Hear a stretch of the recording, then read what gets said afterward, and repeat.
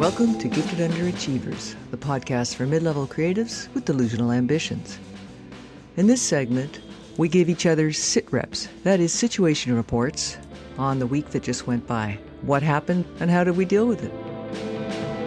Hope you enjoy. Pat, I'm having a week. Oh, tell me about it. I'm having a creatives week here where, this doesn't happen all the time, but it happens enough that it's just like, okay, this is how this works, right? Yeah. So yesterday I checked my email, 2 emails come in. I read the first one. It's an acquisitions editor at a publisher saying, I'm not going to take this project. Oh, I don't think it's good. It's not working. It's just not right. wow. There were different words, but Yeah. that was sum and substance, right? So I'm like, okay, well, bummer, that happens.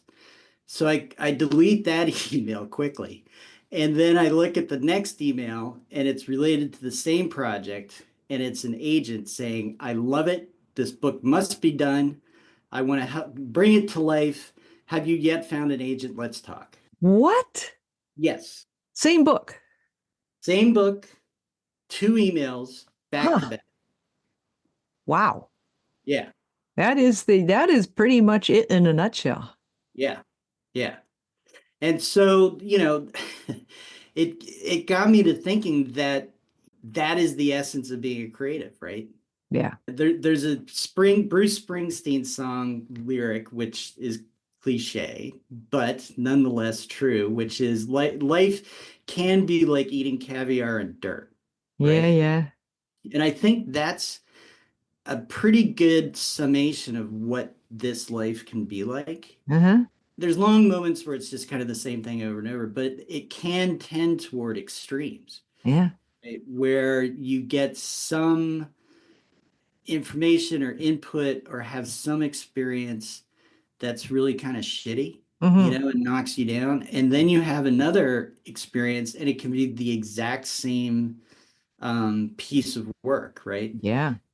That makes you feel lifted and elevated and like you're doing something meaningful. Yeah. Yeah. Yeah. I think that's great. I mean, it's kind of part of my response is shock around the fact that you deleted that first email because I always hang on to emails like that. Yeah. Yeah, but not in a I'm going to put these in my you suck file. It's more of I mark it as read. I don't have one of those inboxes that is like organized. So it's been read. That means to me it Uh, doesn't exist. And so I just leave it there in case I ever hear back from that person and I can go in my mind. Yeah, well, they didn't like that project, but say if it's a different project, or but they like this one. I got to know this about that person. So you gonna remember that first person's name? oh yeah. Oh, okay. So you don't need to keep the Oh email yeah.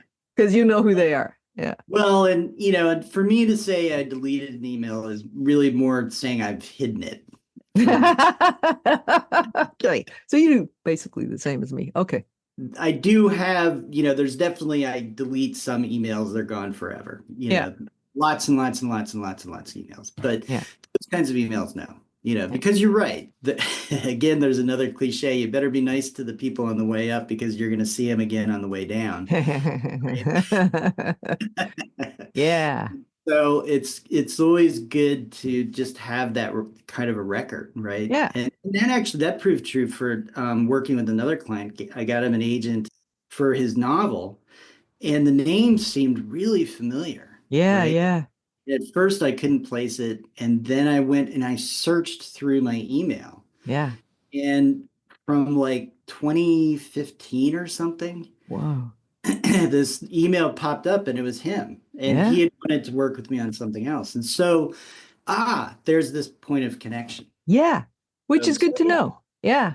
Because same here. I'm going to say I probably get 60 emails a day easily. And in one account, I have Mhm. other accounts, but the one I get that many in, half of them are, Substacks or newsletters or sales emails.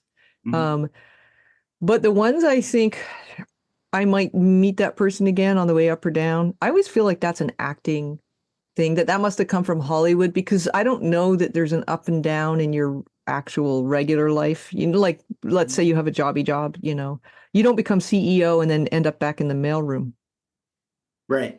Right. unless you work for the government and you kill somebody and then they would take away your CEO-ness and put you back in the mailroom Yeah. after they give you rehab and all that. Yeah. Yeah. If you're lucky. But yeah, no Jack Donaghy's starting over from scratch. Yeah. I got 6 promotions this morning. I'm hoping to, Yeah. Yeah. back up, but Yeah.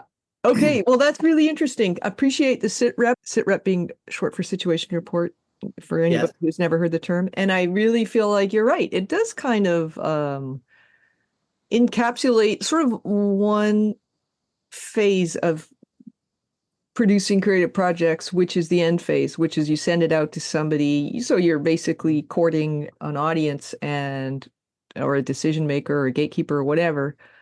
And you can hear so weird that they were just like seconds apart though. They like in your reading of it, one person's like, this project's not going to happen. And the other one's, I love it. Yeah. So that's great. That's great news. Yeah. Well, it's good news, and I'm glad I read it in that order. Yeah, me too.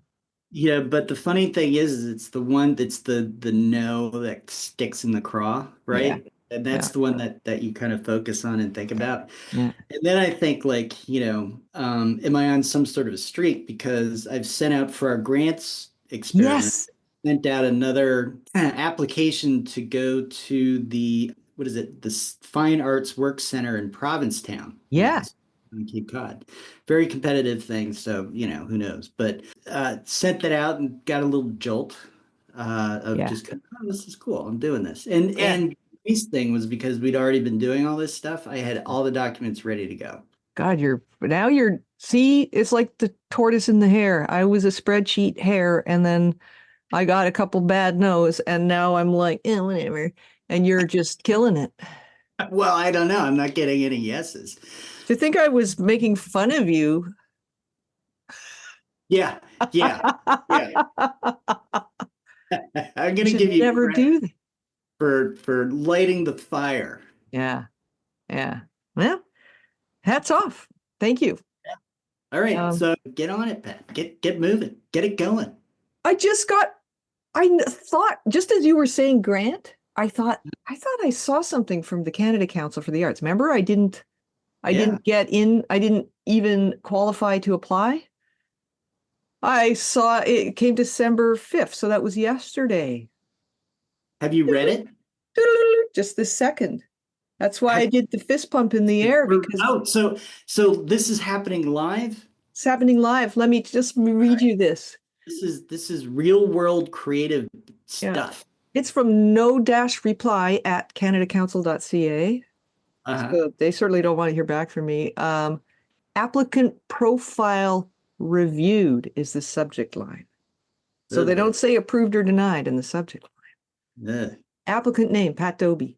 Thank you for submitting your applicant profile to the Canada Council for the Arts. We have examined the information you provided in light of the eligibility criteria for new/early career artist. So I still don't know. Based on the information provided, your applicant profile has been approved. What does that mean? What does that mean? It means you may use this profile to apply to the Canada Council's program. So I can apply now for grants to the Canada Council. Wow.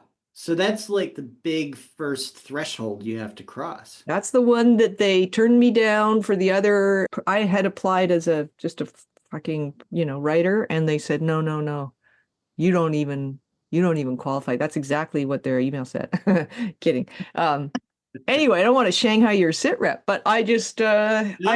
This is a mutual sit repping. Good news on all fronts. You got a yes from an agent. So I'm curious now, will you consult with your client and just say, should we go for this agent? Yeah, we've already responded. Let's talk. Let's move forward. And so there's excitement there. And because we've been doing this for a while, it's also always tempered by the fact that you always want to have irons out in the fire, which means there's always that potential for the nasty no to come in. So, Yeah. it's navigating difficult terrain, Yeah. bumpy terrain. Yeah. But you're right. It's always, I always feel a little bit more interested in a project when it's done, if it's Mhm. on submission somewhere. Even if I don't like no's, it still feels like I'm actually participating in something a little bit more than if I just decide for myself that it's going to be a no and don't send it out, Mhm. which happens Yeah, a fair amount with me. yeah. But I think too, part of what tempers this, and maybe it's the same theory that I use for buying lottery tickets, Oh, yeah. which is as long as I have something out, Yeah. there's always the possibility of getting a yes. Yeah. Right. And Yeah. so part of the career is built on getting it enough yeses that, you have a career. Yeah. But I get lottery tickets. I always want to have at least one lottery ticket in my wallet because there's always that potential, right? That's a good one. Yeah. So it's not like, oh, I'm gonna win, but it's kind of there. You're not going to not win. Yeah, yeah. Schrodinger's lottery ticket. Sorry, you're just too highbrow right now. That went over my head. That's not really. Simultaneously lost and won until I looked. That's I so funny. exist in both states until I actually look, which is why I rarely look. So I gather, like, I get a big stack of them in my wallet until my ass feels weird. And so then I go and I scan them and, win it. Like sometimes I'll win $2. So there you go. Bless. Yeah. Mazel tov.